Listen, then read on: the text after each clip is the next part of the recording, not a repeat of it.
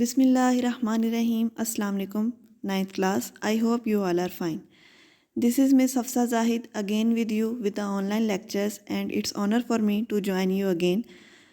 Okay, students, we are going to start our lectures from the absolute temperature from where you have left in the physical classes.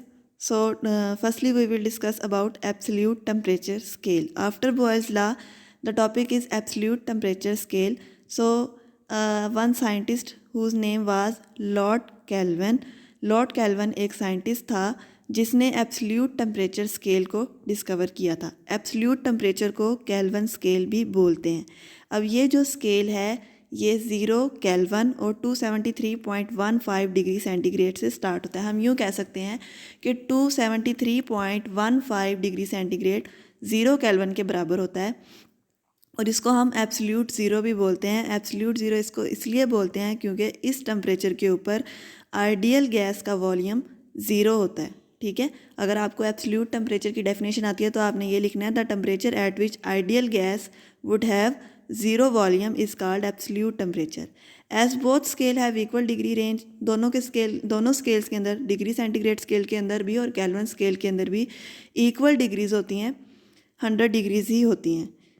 Therefore, the 0 Kelvin equals to the 273 degree centigrade, then 0 Kelvin is equal to 273 Kelvin is equal to 0 degree centigrade as shown in the scale। ये आपकी book के अंदर एक scale show किया हुआ, उसके अंदर ये बताया है कि 0 डिग्री सेंटीग्रेड 273 केल्विन के बराबर है और 273 डिग्री सेंटीग्रेड 0 केल्विन के बराबर है।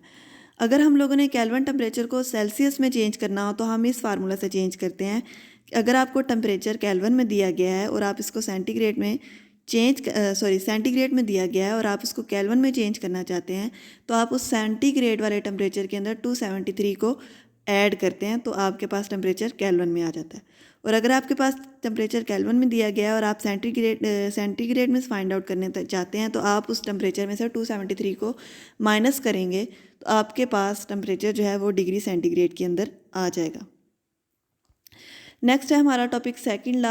आप लोगों ने गैस का फर्स्ट लॉ बॉयल्स लॉ पढ़ लिया था। अब हमारे पास जो गैस से रिलेटेड दूसरा लॉ है वो है चार्ल्स लॉ। तो एक साइंटिस्ट था जे चार्ल्स, जिसने 1787 के अंदर वॉल्यूम और टेम्परेचर के दरमियान में रिलेशनशिप फाइंड आउट किया था। जैसा आपने बॉयल्स लॉ में पढ़ा होगा कि वॉल्यूम और प्रेशर के दरमियान में रिलेशनशिप था, यहाँ पर रिलेशनशिप वॉल्यूम और टेम्परेचर के दरमियान में था। इसमें प्रेशर को कांस्टेंट रखते हुए उसने स्टडीज़ को किया था और 1787 के अंदर उसने अपना एक लॉ पेश किया जिसको हम चार्ल्स लॉ बोलते हैं और इस लॉ को हम ऐसे डिफ़ाइन कर सकते हैं। The volume of given mass of gas is directly proportional to the absolute temperature if the pressure is kept constant. किसी भी गैस का कांस्टेंट प्रेशर पे जो वॉल्यूम होता है वो डायरेक्टली प्रोपोर्शनल होता है टेम्परेचर के। यहाँ पर P कांस्टेंट है और वॉल्यूम ऑफ गैस जो है वो प्रोपोर्शनल होता है एब्सोल्यूट टेम्परेचर के। अगर हम इसका मैथमेटिकल रिलेशनशिप देखें तो आप लिखेंगे कि volume is directly proportional to temperature और मैथमेटिकली हम लिख सकते हैं V is directly proportional to T। अब हम लोगों ने डायरेक्टली प्रोपोर्शनल के साइन को जब इक्वालिटी के साइन में चेंज करना है तो हम कांस्टेंट K लगाएंगे। So V is equals to K T, V over T is equals to K where K is called proportionality constant. If the temperature of gas is increase, अगर किसी गैस का टेम्परेचर इंक्रीज़ किया जाए, its volume is also increases, तो उसका volume मज़ीद बढ़ जाएगा। When the temperature is change from T1 to T2, जब टेम्परेचर को T1 से T2 तक इंक्रीज़ किया जाता है या चेंज किया जाता है, the volume change from V1 to V2, तो वॉल्यूम जो है वो V1 से V2 हो जाएगा। तो मैथमेटिकली हम चार्ल्स लॉ को लिख सकते हैं V1 over T1 is equal to K and V2 over T2 is equals to K। अब दोनों की एक साइड बराबर है तो हम लिख सकते हैं V1 over T1 is equals to V2 over T2। अब बेसिकली चार्ल्स लॉ में हम लोगों ने क्या पढ़ा है कि volume is directly proportional to temperature. Temperature के बढ़ाने से वॉल्यूम बढ़ता है और वॉल्यूम के बढ़ाने से टेम्परेचर बढ़ता है, इनके दरमियान में डायरेक्ट रिलेशनशिप है। इसी चीज़ को एक्सपेरिमेंटली वेरीफाई किया गया कैसे कि हम लोगों ने एक गैस सिलेंडर लेना है और उसके अंदर हम लोगों ने एक मूवेबल पिस्टन लगानी है। ठीक है, take a glass cylinder with a certain amount of gas enclose in it with a movable piston. एक ग्लास सिलेंडर लें, उसके अंदर आप गैस को फिल करें और उसको मूवेबल पिस्टन के साथ अटैच करें। अगर गैस का इनिशियल वॉल्यूम हम V1 रख लेते हैं 50 सेंटीमीटर क्यूब, ठीक है, और इनिशियल टेम्परेचर 25 डिग्री सेंटीग्रेड रख लेते हैं, तो फिर हीटिंग के ऊपर अब हम लोगों ने उसका टेम्परेचर 25 डिग्री सेंटीग्रेड से हीट करके 100 डिग्री सेंटीग्रेड कर दिया, तो न्यू वॉल्यूम V2 आएगा और V2 होता है 62.5। मतलब कि टेम्परेचर बढ़ाने से वॉल्यूम भी बढ़ गया, ठीक है। पहले टेम्परेचर 25 डिग्री सेंटीग्रेड था और 25 डिग्री सेंटीग्रेड पर वॉल्यूम था 50 सेंटीमीटर क्यूब। फिर हीट करने के बाद वॉल्यूम को टेम्परेचर को बढ़ाया गया, टेम्परेचर को 25 डिग्री सेंटीग्रेड से 100 डिग्री सेंटीग्रेड तक ले गए, तो वॉल्यूम भी 50 सेंटीमीटर क्यूब से इंक्रीज़ करके 62.5 सेंटीमीटर क्यूब हो गया। इसका मतलब यह है कि टेम्परेचर के बढ़ाने से वॉल्यूम भी बढ़ जाता है,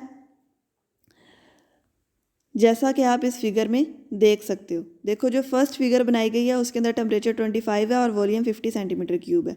फिर आपने इसको हीट किया, टेम्परेचर कर दिया 100 डिग्री सेंटीग्रेड, तो वॉल्यूम इसका बढ़ के 62.5 सेंटीमीटर क्यूब हो जाता है, ठीक है। फिर उसके बाद एक एग्जाम्पल चार्ल्स लॉ से रिलेटेड दी हुई है कि sample of oxygen gas has volume of 250 centimetre cube at 30 degree centigrade. If gas is allowed to expand up to 700 centimetre cube at constant pressure, find out its final temperature. तो आपने उसका final temperature find out करना है। आपको V1 दिया हुआ है 250 centimetre cube, T1 दिया हुआ है -30 डिग्री सेंटीग्रेड। पहले उसका टेम्परेचर इतना था। फिर उसके बाद V2 दिया 700, तो 700 वॉल्यूम कितने टेम्परेचर पर आया वो आपने फाइंड आउट करना है। मतलब कि उसका वॉल्यूम 250 से 700 सेंटीमीटर क्यूब तक इंक्रीज़ किया है। तो 250 उसका वॉल्यूम तब था जब उसका टेम्परेचर था -30 डिग्री सेंटीग्रेड। तो अब हम लोगों ने T2 फाइंड आउट करना है, ठीक है। सबसे पहले तो जो भी टेम्परेचर यूज़ करते हैं वो हमेशा केल्विन में यूज़ करते हैं, तो डिग्री सेंटीग्रेड वाले टेम्परेचर को आप केल्विन में चेंज करेंगे इसके अंदर 273 को ऐड करके। -30 + 273 आंसर आएगा 243 केल्विन। फिर इसके अंदर हम फार्मूला लगाएंगे V1/T1 is equals to V2/T2। अब इसमें T2 को आप एक साइड पर रखें और बाकी सब कुछ एक साइड पर ले जाएं, तो आप देख रहे हैं कि V1 दूसरी साइड पर मल्टीप्लाई हो रहा है, तो यहाँ पर आकर डिवाइड हो जाएगा, और T1 इस साइड पर डिवाइड हो रहा है, उधर जाकर मल्टीप्लाई हो जाएगा, तो T2 बराबर आएगा हमारे V2 × T1/V1। T2 is equal to, अब इसके अंदर आप सारी वैल्यूज़ पुट करें तो आपके पास टेम्परेचर आ जाएगा, ठीक है। नेक्स्ट एग्जाम्पल दी हुई है, a sample of hydrogen gas occupy a volume of 160 centimetre cube at 30 degree centigrade.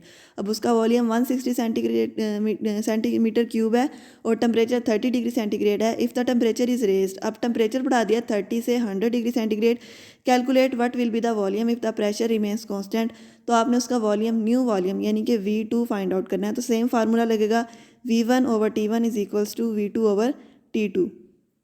इसमें से V2 को एक साइड पर रहने दें, T2 यहाँ पर डिवाइड हो रहा है, उधर जाकर मल्टीप्लाई हो जाएगा। V1 × T2/T1 is equals to V2, और इसका टेम्परेचर आ जाएगा 196.9 सेंटीमीटर क्यूब। दस the volume of gas has increase by raising the temperature. और डिग्री सेंटीग्रेड हमेशा सेल्सियस स्केल के अंदर यूज़ होता है, केल्विन के अंदर यूज़ नहीं होता।